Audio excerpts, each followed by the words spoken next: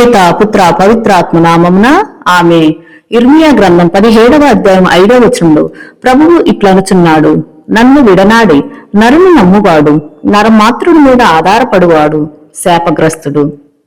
ప్రియా దేవుని బిడ్డలారా, ఈ వాక్యంలో సర్వ సృష్టిని సృజించిన ఆ ప్రభువును విడనాడి నరుని నమ్మువాడు, నరమాత్రుడి మీద ఆధారపడేవారు శాపగ్రస్తులు అని వినియున్నాము కదా.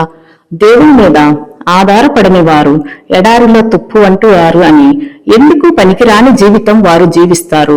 వారు ఈ లోక సంబంధిత ఆశలతో దేవునికి దూరంగా జీవించి సైతాను వలలో చిక్కుకుంటారు. సొంత ఆలోచనలు, సొంత తెలివితేటలు, వారి ప్రణాళికల మీద ఆధారపడేవారు శాపగ్రస్తులని మనం తెలుసుకోవాలి. కాని ప్రభుని నమ్మి ప్రభుపై ఆధారపడువాని దేవుడు దీవిస్తాడు. వారు చేసే పనులను దేవుడు ఆశీర్వదిస్తారు. వారు ఏటి ఒడ్డున నాటిన చెట్ల వలె ఉంటారు. వారికి ఎంత పెద్ద సమస్యలు, కష్టాలు వచ్చినా పరిశుద్ధాత్మ శక్తితో అన్ని ఇబ్బందులు, ఇక్కట్లు సంతోషంగా ఎదుర్కొంటారు. వారు పచ్చగా ఉండే ఆకుల వలె ఎల్లప్పుడూ వారి జీవితాలు, వారి నడవడిక దేవునికి దగ్గరగా, దేవునిపై ఆధారపడి జీవిస్తూ ఉంటారు. మన ప్రవర్తనను బట్టి, మన క్రియల ఫలము చొప్పున ప్రభు మన హృదయాలను పరీక్షించి చూస్తాడు.